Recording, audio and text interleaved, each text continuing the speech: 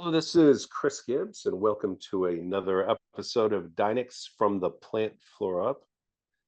Today, we're going to introduce a new member of our team. His name's Greg Jenkins. He's regional sales manager in the Southeast. So he's a sales guy. He's a sales guy, but he's a good one.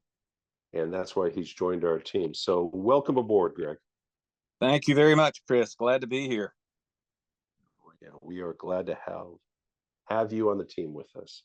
So I'm going to ask you a couple questions just so people get to know you and get to Sure. understand who you are, where you are, what your objectives are. So, tell us about your background and how it prepared you for the OT and cybersecurity industry. So good question. And boy, I'm a sales guy that's in his third quarter or fourth quarter of his sales career. So I've been around for a bit. I've done everything imaginable in the IT, IS, telecommunications, data center space. I am 20 miles wide and a few feet deep. I've pulled cables. I just have a general understanding at a number of different levels, Chris, of what goes on and how important it is for businesses to have their communications, whether that be voice or electronics of any sort, and then how to keep them securely. And that has become a much bigger piece of the puzzle in the last 10 to 12 years. And so my background has adjusted towards cybersecurity over the last 10 or 12 years, including working at startups that were in the cybersecurity space, working for national VARs that had large cybersecurity departments. So I've been exposed to just about any product you could imagine, all of the larger products. I have been involved with emerging products. And one of the things that I'm a very curious person, for one, and I follow and track emerging cybersecurity companies. And I've been doing that for some time. And I think that really helps me because while we are extremely blessed at DYNICS to have a product that has been in the field for a very long time, the market is more of a startup type of market. And I've got a lot of experience in that. And so I think that's a great approach for us to take. People are generally not going to know too much about OT cybersecurity and the products that are available in that space. And so having a background to really be able to talk to someone and say, I've been there, I've done that, I see where you're at, I know you don't have a budget, oftentimes is going to be the case, but let's talk about where you're at. Let's figure out where you're at and how do we traverse the next number of years. And then relative to working at DYNICS, how do we do that using our products? And I think from my perspective and looking into this for quite some time before getting into the OT arena, DYNICS is very well positioned. And I think if we get two people before they've gone down too far down another road, they're going to go with us most of the time. That's a great lead into my next question. I wanted you to tell me about your new role at DYNICS and about your vision of how you're going to help our customers and our future customers in your market. So my favorite thing about my new role is how we decided on my territory. And it was such a sales people kind of thing. And we were chatting and we just decided, hey, it makes sense that you're the SEC. So I've told people that now, that if there's an SEC football team in your state, then it's in my territory. And I love that. And there's obviously a Big Ten person, and there's a out west person, and there's an East Coast person. But I am excited to be in a role covering the Southeast. I have been in the Southeast my entire life, and have stretched out into the Texas's market, the Oklahoma market at times in my career. And so I'm very anxious and interested to be traveling into those arenas and participating again. And my vision, Chris, is to, and you've been around me enough, I really like to go for the biggest and the best opportunities first and just attack the market from that perspective.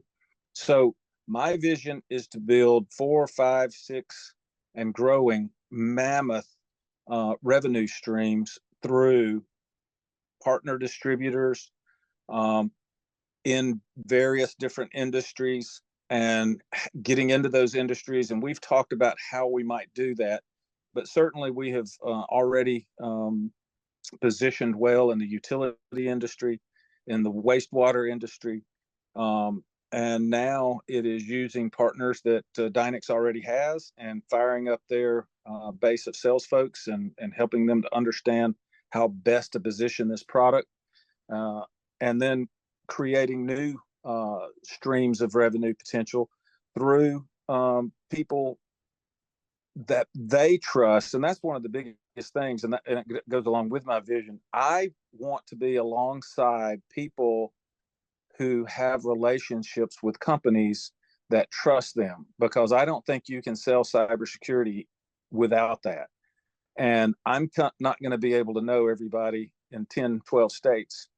So it's going to be important to have partner relationships where they've got relationships with that end user customer, where that trust will be, and the trust with those distributors and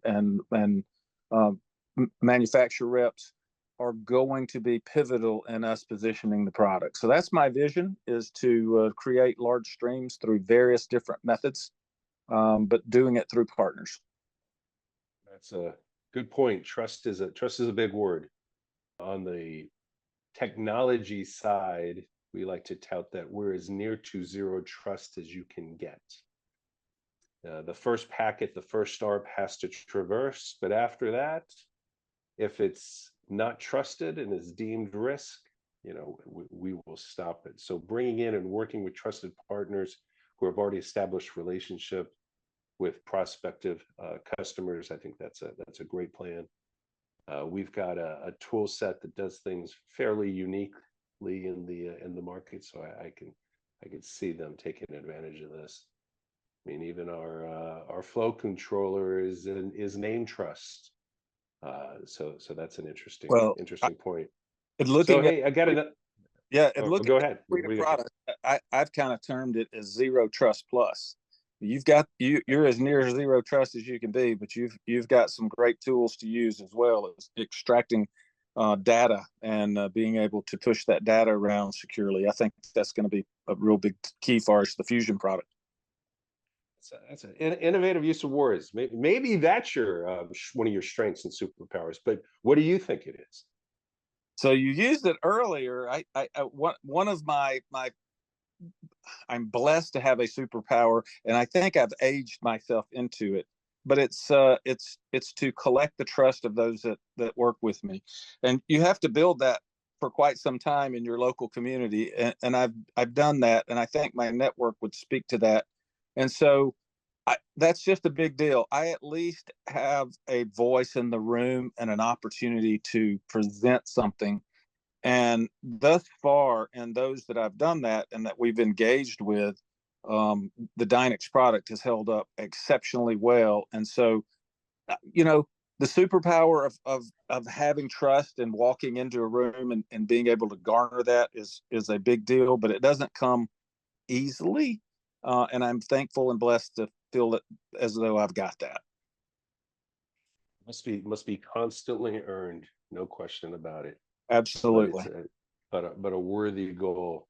Hey, let's talk another. Let's look at the cybersecurity in the OT ICS space. Where do you see it going the next 5, 10, 15 years? Well, and how are you going to help it? Yeah, great question. I talking to some gentlemen this morning about that very thing, and so it goes back to the first thing that you asked me, is how did my background help me? So where are we right now in the OT cybersecurity landscape relative to how much of the market has been obtained, how much of the market is still looking, how much of the market is even aware that they need to be looking? So I sold cybersecurity in the enterprise space like 10 years ago. and everybody you called on, no one had budget, but you were building trust with certain people, and eventually the calls began to come in. And so of those companies, let's say 12 years ago, none of them had a cybersecurity budget, but 5 years ago, all of them had some sort of cybersecurity plan and budget to protect their business, no matter how small they were. And I see OT in that same position. The biggest of the big, the most, the more danger there is involved in the industrial space, nuclear power, stuff like that, the more likely they are to have to be doing something now, and they are doing things now. But the rest of the market will come along in sectors, really, and it all depends on how much risk are they under if they're out, how much money are they losing, or how dangerous is it.